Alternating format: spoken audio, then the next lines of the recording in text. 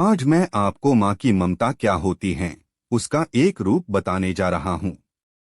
रात के 2 बज रहे थे, फोन की रिंग बजती है। 26 साल का आनंद नींद से जाग बड़ा खुश होकर फोन को रिसीव करता है। खुश इसलिए होता है क्योंकि उसकी नई नई गर्लफ्रेंड बिना टाइम देखे कभी भी उसको फोन कर देती है। फोन की दूसरी तरफ से आवाज आती है, जन्मदिन मुबारक हो बेटा। आज मेरा बेटा पूरे 26 साल का हो गया है, मैं बहुत खुश हूँ। माँ की आवाज सुनते ही आनंद के चेहरे के एक्सप्रेशन बदल जाते हैं। वो गुस्से में बोलता है, माँ तुझे समझ नहीं आता क्या? इतनी सी बात के लिए मेरी नींद खराब कर दी। यह बात तो तू मुझे सुबह भी बोल सकती थी। इतना कहकर वह फोन काट देता। थोड़ी देर बाद फिर से फोन की रिंग बजती है। आनंद फिर से फोन उठाता है और इस बार फोन पर पापा होते हैं। आनंद इस बार आराम से बात करता है। थैंक यू पापा, आपने मुझे बर्थडे विश करने के लिए फोन किया, वो भी इतनी रात को। पापा कहते हैं, नहीं बेटा, मैंने तुम्हें मुबारकबाद देने के लिए नहीं बल्कि ये बताने के लिए फोन किया है कि तुम्हारी माँ बिल्कुल पागल है। वो इतनी पागल है कि पिछले 1 महीने से मुझे हर दिन तेरा बर्थडे याद दिलाते आ रही है।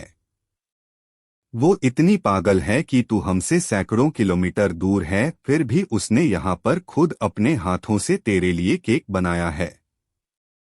ऊपर से ये जिद कर बैठी है कि जब तक तुझे विश नहीं कर देती तब तक न खुद खाना खाएगी ना मुझे खाने देगी।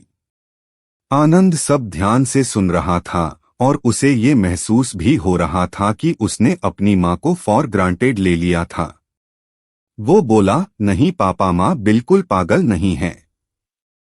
पापा कहते हैं, नहीं बेटा, तू अपनी माँ के पागलपन को नहीं जानता, मैं जानता हूँ। वह तो 26 साल पहले ही पागल हो गई थी जब डॉक्टर ने उसे कहा था या तो हम बच्चे को बचा सकते हैं या आपको।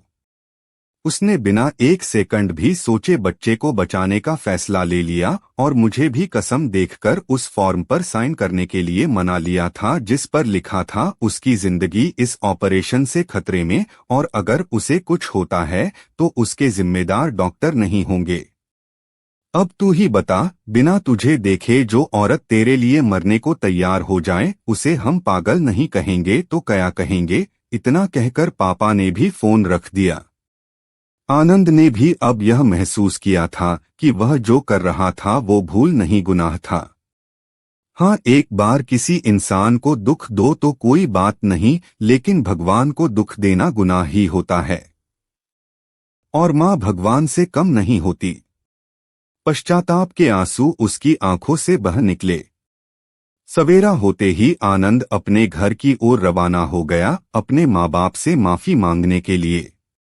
घर पहुंचते ही उसने पहले माँ से माफी मांगी जिसने उसे गले से लगा लिया।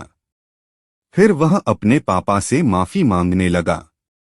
पापा ने कहा, कोई बात नहीं बेटा, जा तू वापस चला जा।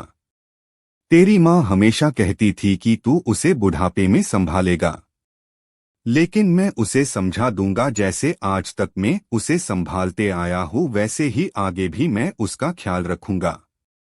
उसे भी यह समझ लेना चाहिए जो बेटा उसके एक फोन करने से परेशान हो जाए वह उसे उम्र भर क्या संभालेगा। बाप की ऐसी कड़वी बातें सुन आनंद की आंखें बहने लगी। वो सर झुकाए अपने बाप के सामने चुपचाप खड़ा रहा। अपने बेटे को परेशान देख माँ आगे आती है और पापा को कहती है, जाने दीजिए, माफ कर दीजिए, हमारा ही बेटा है। माँ की ममता का मोल ना कोई लगा पाया था ना कोई लगा पाएगा। 9 महीने प्रसव की पीड़ा सहन करके हमें नई जिंदगी, नई दुनिया में लाने वाले माँ ही हमारी हर गलती को माफ कर सकती है। धन्यवाद दोस्तों। आपका दिन शुभ हो। आपको यह कहानी कैसी लगी कृपया कमेंट करके जरूर बताएं।